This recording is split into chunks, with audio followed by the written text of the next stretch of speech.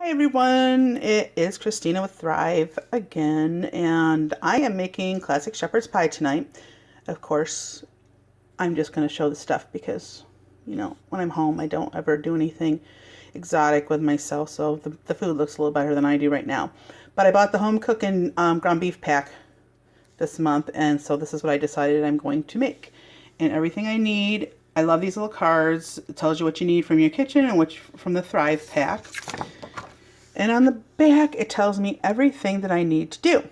So I have my pan and I have all of my cans of Thrive product. So let's get started.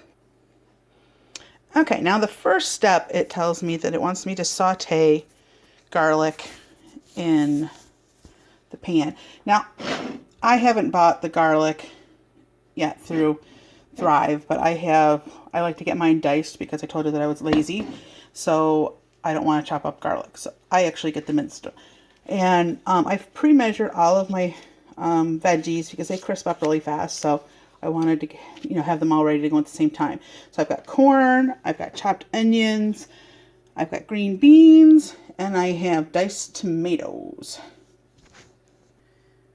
And I almost forgot my cup of ground beef that I'm going to need. I know this is what it looks like. It's actually kind of a little crispy and stuff, but it's the dried ground beef, and it's the same ground beef as you get anywhere else.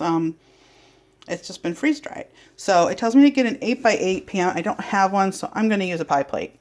I have my water ready because after my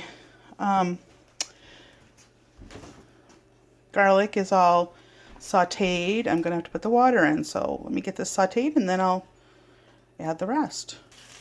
Okay, I guess I kind of stink a little bit making videos, but I also have to put the tomato sauce in, which comes like this, and it's got a bunch of seasonings and stuff already in it, so you can just make the tomato sauce and use it on your noodles as well. And the Italian blend freeze-dried seasonings that I'm also going to use for this. So now my garlic is doing really good, so now I have to add everything else. I'm going to add my water.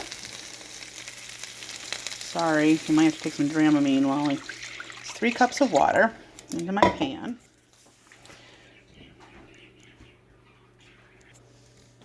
Okay, so now I'm going to add all my ingredients. That goes in the beef. And here's the tomato sauce. We've got some beans. Onions, some corn, and some tomato. And by the way, we're not going to call this shepherd's pie to my husband because, I don't know, he has this like preconceived notion of what shepherd's pie is, and it's not something he likes. Now, I did have to add bouillon, and so there's 2 teaspoons of bouillon, and then there's a tablespoon plus a teaspoon of the Italian seasoning that came with it. So what I'm going to do now with this is I'm going to stir it all up, and I'm going to bring it to a simmer. And then once it thickens, we're going to add it to the pan because we're going to bake it for about 10 minutes afterwards. But I'm going to make the mashed potatoes in between. Okay? So I'll be back.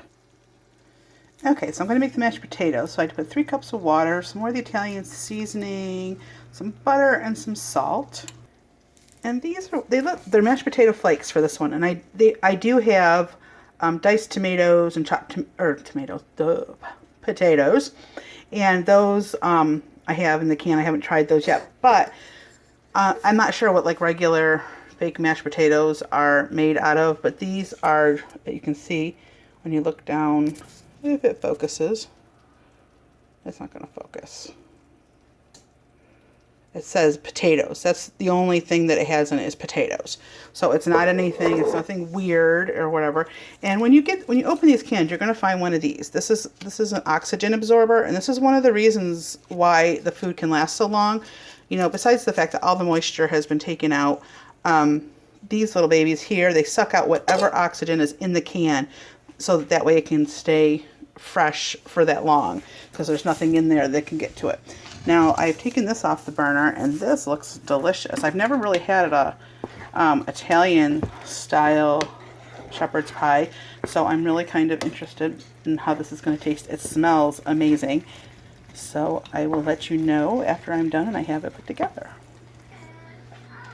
And to finish up, I sprinkled it with cheese, except for on Isabella's section because she doesn't like melted cheese for some reason.